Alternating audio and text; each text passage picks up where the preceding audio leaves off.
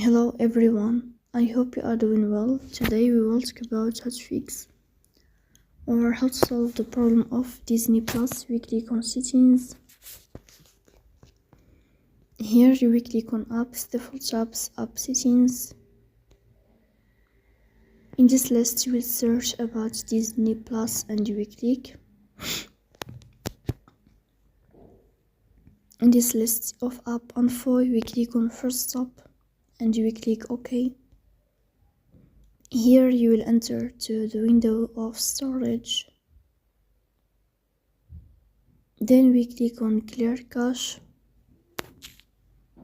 In the end you will turn off your phone and you will wait a moment to restart your phone again to fix that problem. So that's all. Don't forget to support us by like and subscribe. See you next time and thank you for your watching and your attention.